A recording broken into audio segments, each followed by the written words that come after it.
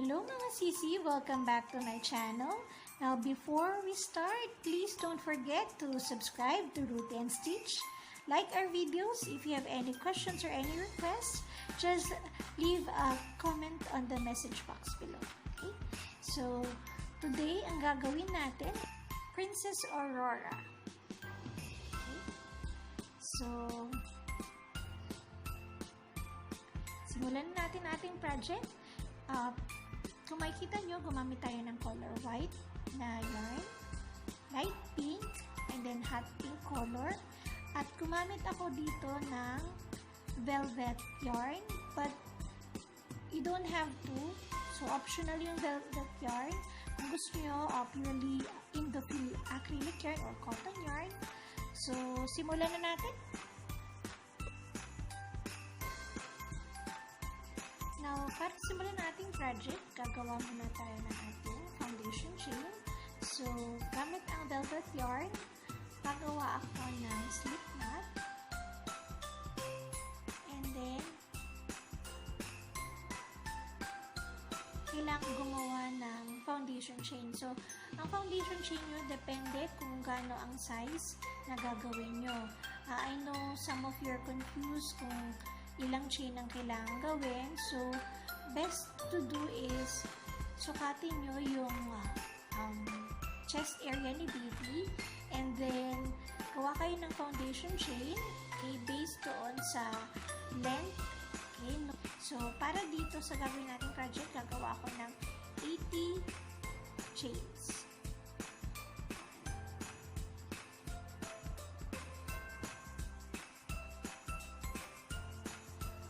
Now, once natapos yun na yung 80 chains, gagawin natin ating first row. Na para simula ating first row, mag-chain tayo ng 2. So, chain 2. And then, make 1 double crochet on each stitch sa ating 80 chains.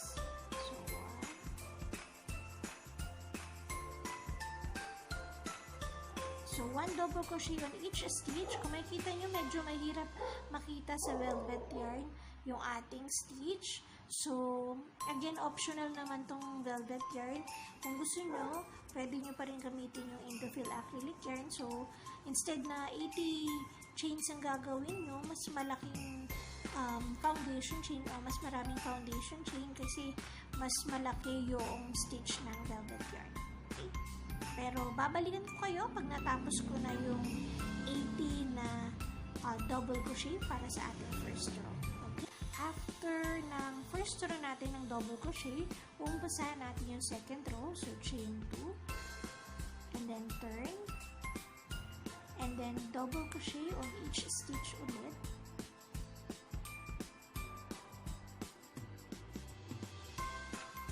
So, magkakaroon ulit kayo ng 80 double crochet para sa ating second row. At ulitin lang natin tong pattern na to hanggang magkaroon tayo ng total of 8 rows. Gagawin natin, ito magiging ating upper body ng ating dress. Okay?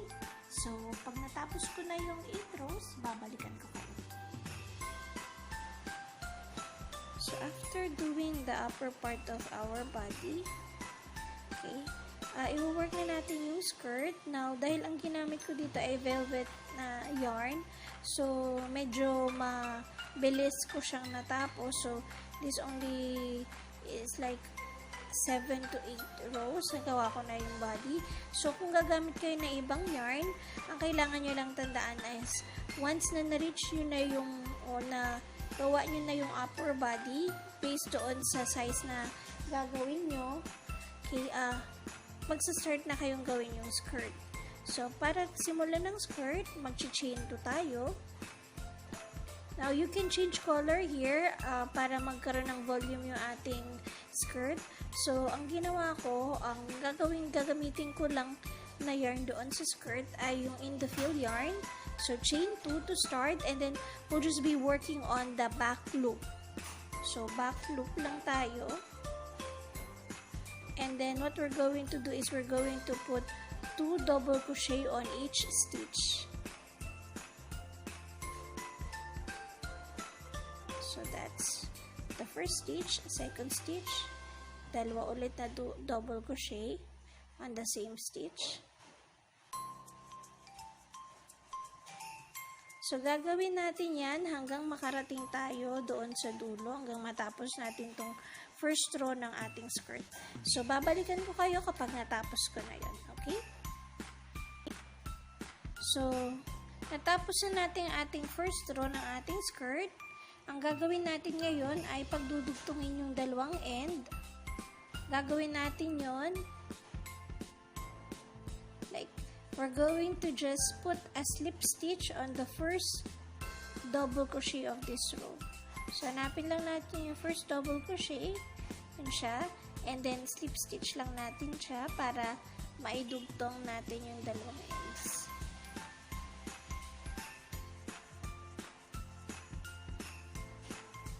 So, nadugtong na natin yung dalawang end ng ating skirt. So, ang gagawin naman natin ngayon ay simulan ang ating second row ng ating skirt. Chain 2. And then, make 2 double crochet on the first stitch.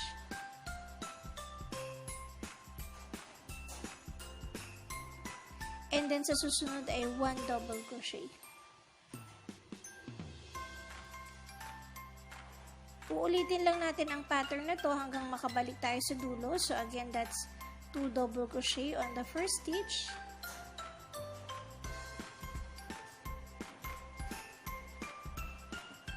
And then, 1 double crochet on the next stitch.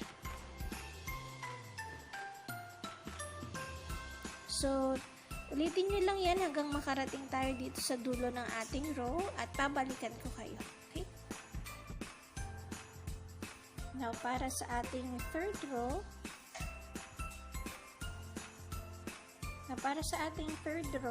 ang gagawin naman natin ay same pa rin, chain 2, and then, okay, for the third row, 1 double crochet on each stitch. So, nasimulan ko na yung ating third row, and yes, 1 double crochet on each stitch lang ang gagawin natin hanggang matapos natin yung row 3 ng ating skirt. So, pag natapos ko na ito, third row, babalikan ko na kayo. Okay? Now, natapos na natin yung ating third row. So, just like yung mga previous rows natin, pagdudugtungin natin yung dulo natin, okay, by putting a slip stitch on top of the first double crochet for the row. Okay?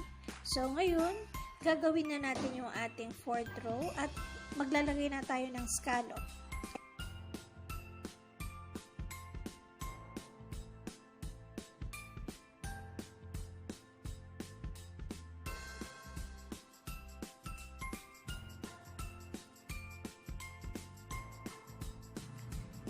Now, para sa susunod nating row, gagamit tayo ng ating light pink na Indofill acrylic yarn, 4-ply pa rin. Make a slip knot.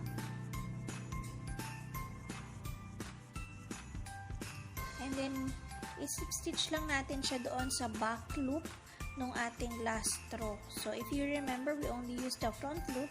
So, this time, gagamitin natin yung back loop naman.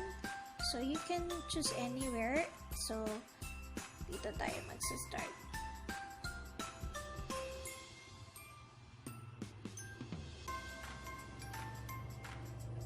Ayan. So, hanapin nyo lang yung back loop. And then, i-slip stitch. And then, chain 1. That would serve as our first, our starting stitch for the row. Okay? So, gagawin natin, magwa 1 double crochet on each stitch lang tayo para sa row na ito sa lahat ng back loop.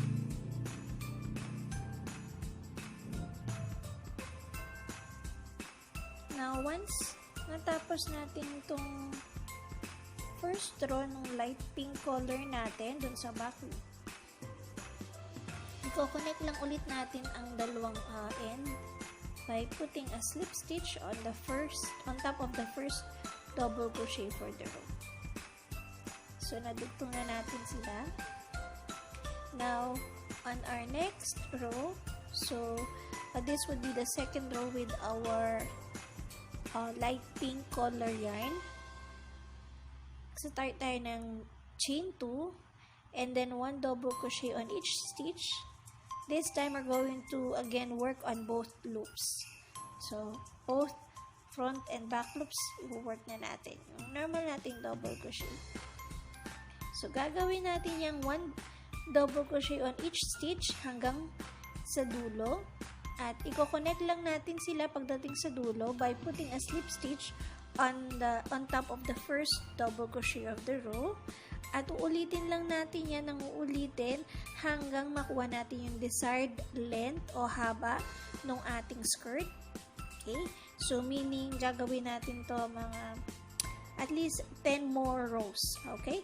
So, pag natapos ko yung 10 rows, babalikan ko kayo. And, yes. So, umpisa na natin. So, instead na 10 rows, ang ginawa ko ay 15 rows para makuha ko yung desired length ng skirt. And then, once done, lock and cut the excess yarn. Now, we're going to use the white yarn, so make a slip knot. And then, slip stitch lang natin kung saan tayo nag-end ng previous row. But this time, we're just going to use the back loop. So, slip stitch natin sa back loop.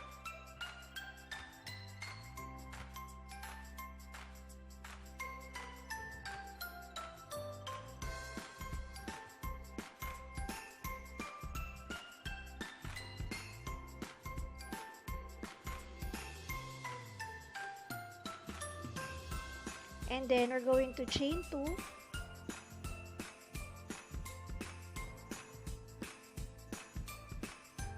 And make 2 double crochet on each stitch.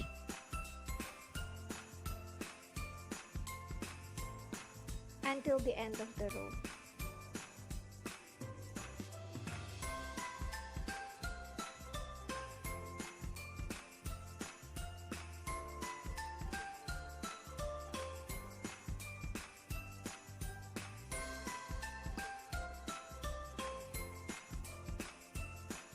So again, back loop lang natin ilalagay yung ating stitches.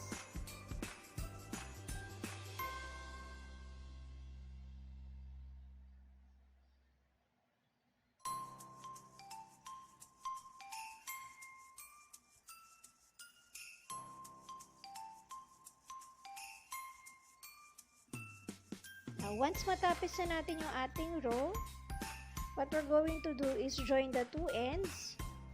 So just slip knot or make a slip knot on top of the first double crochet that we made. And then lock and cut excess yarn. Now we're going to make the collar. So ang gagamitin natin this time ay yung ating white yarn. So make a slip knot using the white yarn. And then we're going to start at the back. So we have to slip stitch on the first stitch at the back.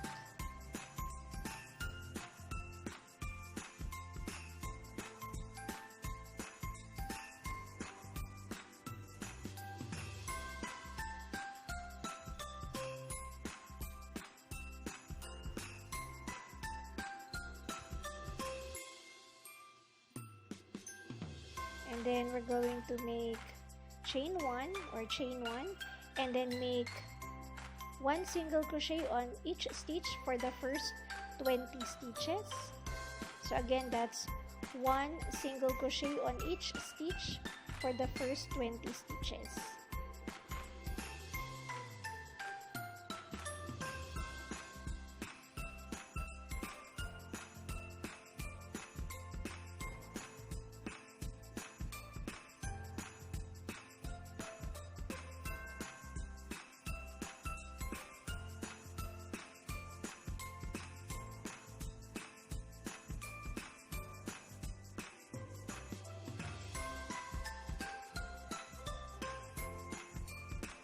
So, after ng 20 stitches, gagawin na natin yung ating sleeve o yung foundation na ating sleeves. So we're going to chain 30, or if you plan to make a bigger sleeve or bigger size, then you can add additional chain on this part. So, but for this project, we're going to start with chain 30. Once you're done, isi-single crochet lang natin pabalik doon sa stitch, the next stitch after nung last one na ginawa natin. And then make one single crochet on each stitch for the rest of the row. Or actually for this one, 40 stitches, sorry. 40 stitches. So that's 40 single crochet. So bale yung punahan natin 40 single crochet ang magagawa natin, and then chain 30 again to make the sleeve on the other side.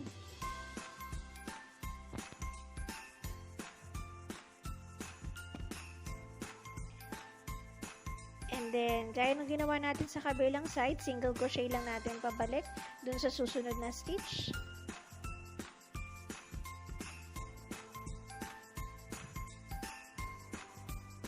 And then, one single crochet on each stitch for the rest of the row.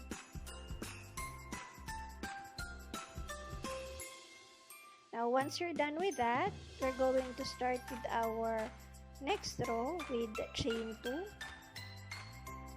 and then make one double crochet on each stitch for the first 70 stitches.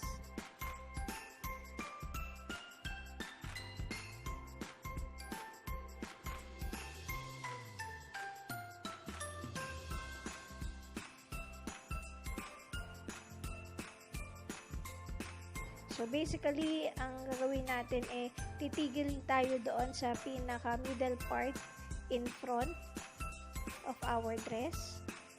So kung ano man yung stitch na yon, doon tayo titigil. But for this project, that's 70 stitches. So that's 70 double crochet, and then turn and single crochet on the next stitch to start the row. And then chain 1 and make one double crochet on each stitch for the rest of the row.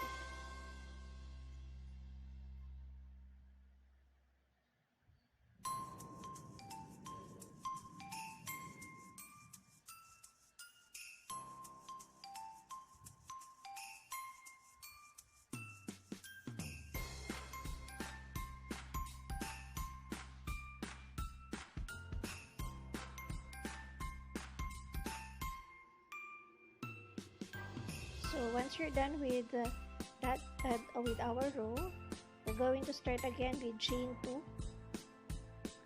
and make one double crochet on each stitch for this row, except for the last 2 stitches.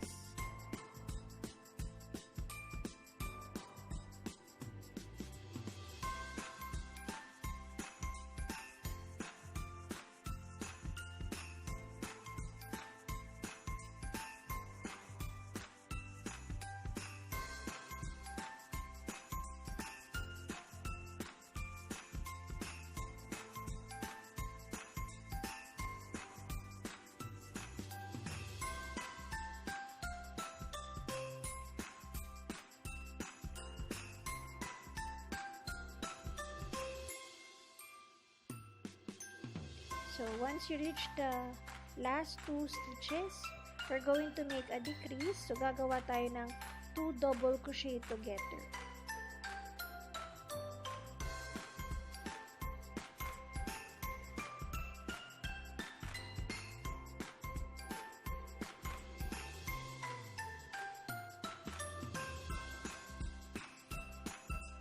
And then turn and single crochet on the next stitch, chain 1, and then double crochet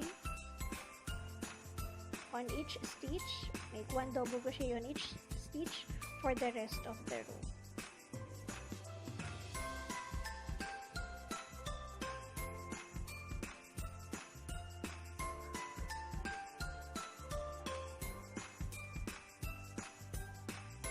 once you're done,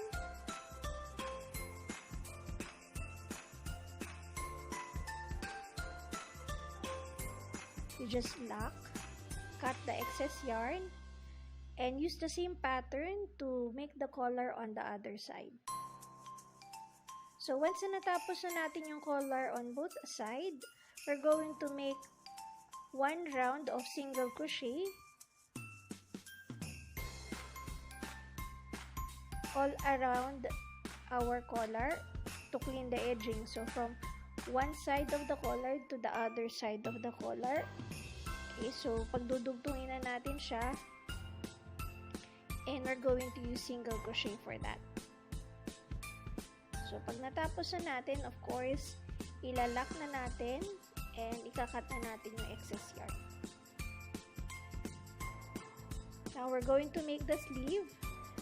Make a slip knot using the light pink yarn, and then slip stitch on the armpit area. So if you remember, we have 30 chains na ginawa para doon sa sleeves. So we're going to make or use that to make the sleeve. So to start off, chain 2, and then make 1 double crochet on each stitch for that 30 chain.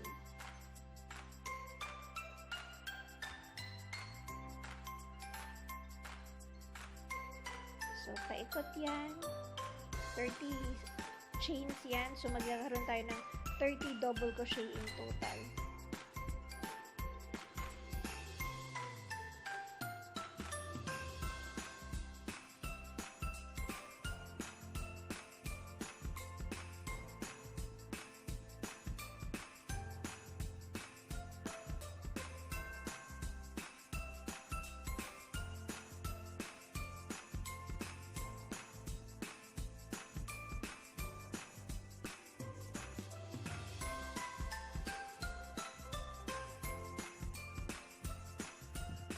Now, once you're done, we're going to just join the ends, making a slip knot on top of the first double crochet that we made. So, we're just going to join the two ends. Chain 2, and then make 1 double crochet on each stitch until the end of the row, and then slip stitch on top of the first double crochet to join the end. So, basically, gagawin natin to hanggang magkaroon tayo ng 15 rows. O kung gusto nyo mas mahaba, you can add additional rows. And then, once you're done, just make 1 more rows of single crochet. So, you chain 1, and then make 1 single crochet on each stitch for the rest of the row. And then, join by doing the slip stitch on the first single crochet, and then lock and cut the excess yarn. So you just have to use the same pattern to make the sleeve on the other side. Now, once you're done with our sleeves, we're going to make that design in front. So yung kaninang pinaskip ko sa inyo, papalitan natin yung design kasi hindi ko masyado gusto yung scallop. So we're going to make a new design. Just make a slip knot using the hot pink yarn, and then look for that middle stitch in front, yung natitira nating front loop. So hanapin nyo yung middle stitch sa unahan, and then slip stitch,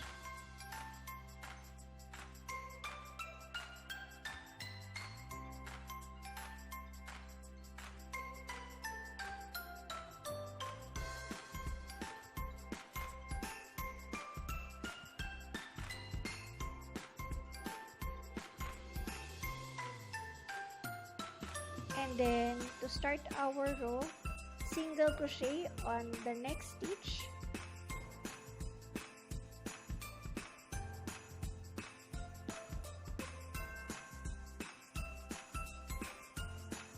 and then 1 half double crochet on the next stitch,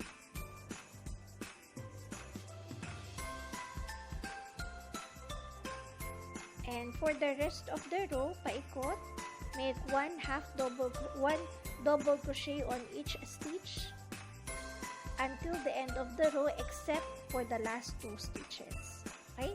So, paikot, one double crochet on each stitch ang gagawin natin.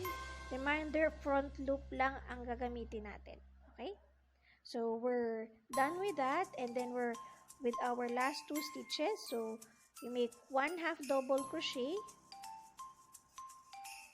and then on the last stitch, make 1 single crochet. And then, you're going to go back to that initial stitch. So, slip stitch on the next stitch.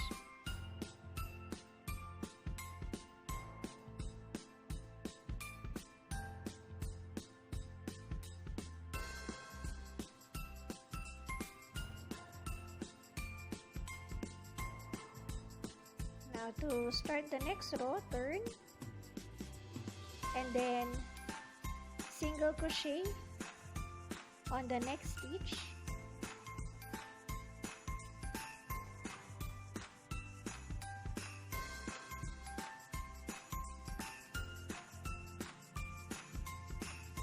this time we're going to work on both loops, and then half double crochet on the next stitch after,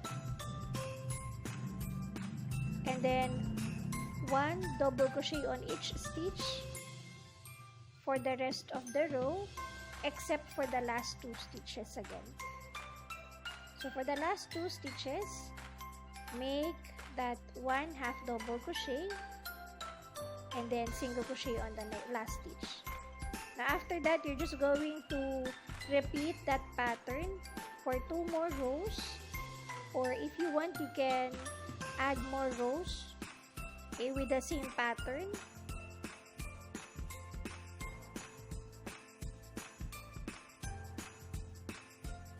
And then once you're done, you just lock and cut the excess yarn.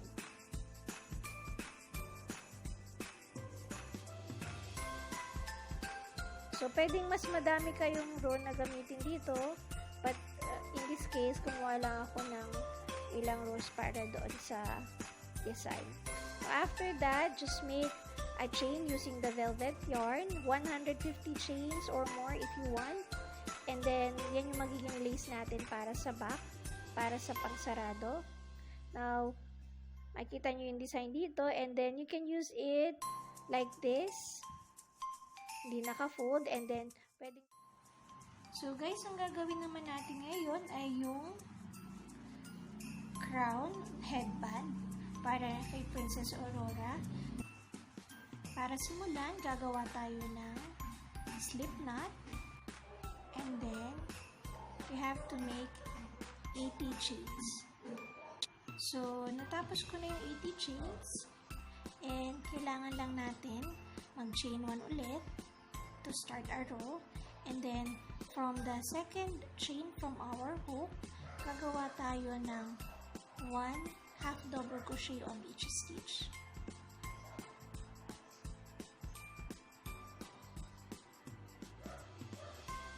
So 1/2 double crochet on each stitch hanggang marating natin yung dulo o magkaroon. Now once natatapos na natin yung first row na half double crochet, mag-chain 1 tayo, turn, and then gagawin natin ay mag-slip stitch tayo sa first 30 stitches.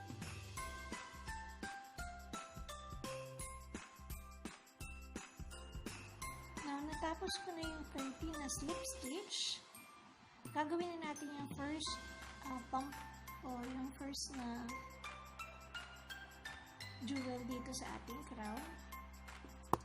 So, ang gagawin natin ay mag-skip tayo ng 3 stitches. So, 1, 2, 3. Dito tayo sa pang-4th. Maglalagay tayo ng 2 double crochet. So, that's 1.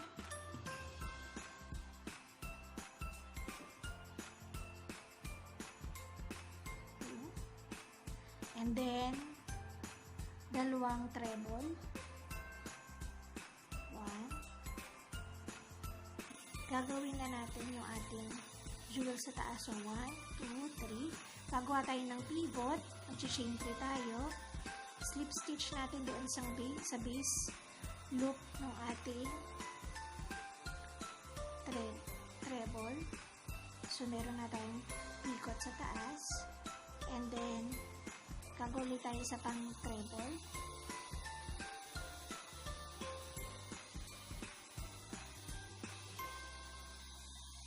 And then, dalawang double crochet.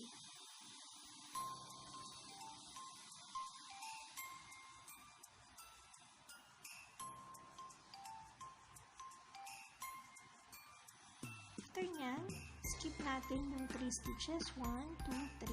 Sa 4th stitch, slip stitch natin.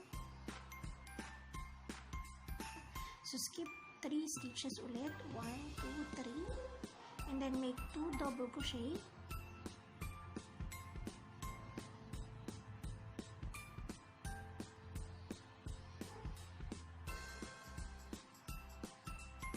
And then 2 treble.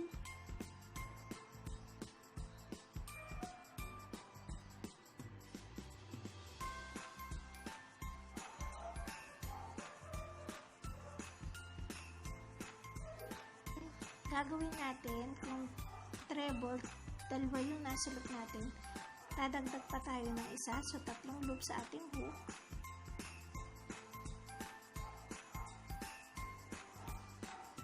Pasok sa dalawang loop, kuha ng loop, pasok sa ulit sa dalawang loop, kuha ng loop, pasok ulit sa dalawang loop. So, yan. So, 4 na beses na gagawin. And then, kakawag tayo ng pivot. So, 1, 2, 3, chain 3, slip stitch doon sa pinaka-base. And then, ulitin ulit natin yung 3 loop sa hook.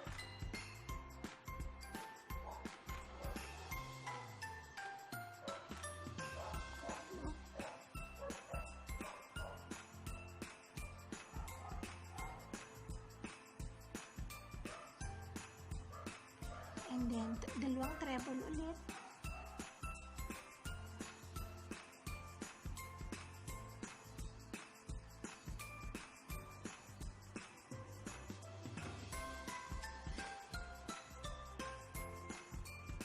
And then, dalawang double crochet.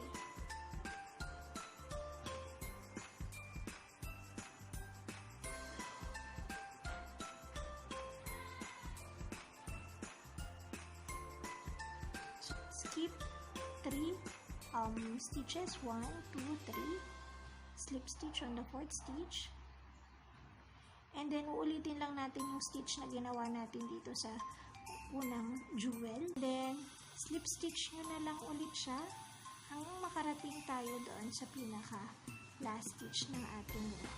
Okay? Now, once na natapos nyo na yung slip stitch at nakarating na tayo sa dulo, mag-chain tayo ng 60. So, natapos ko na yung 60 chains. Ang gagawin natin, slip stitch natin siya pabalik. So, starting on the second chain from the hook, slip stitch tayo.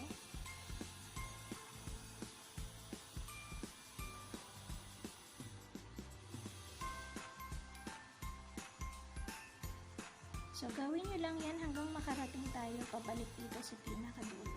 Okay? Nakarating na ako dito sa pinaka-base. Ang gagawin naman natin, kung nagsislip stitch tayo dun sa taas kanina, dito naman tayo sa baba ng ating headband bago sa slip stitch. So, slip stitch natin yan.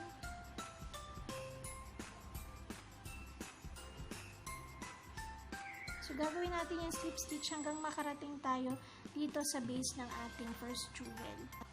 So, nakarating na tayo doon sa pinakadulo ng ating gem. Sorry, hindi pala jewel, gem. So, ang gagawin natin, slip stitch natin siya pataas para makarating tayo doon sa taas ng ating crown. And then, slip stitch natin siya doon sa ating edging ng ating crown. So, medyo, ano siya, magiging siya, hindi siya ganun kadali, pero, ganyan lang siya.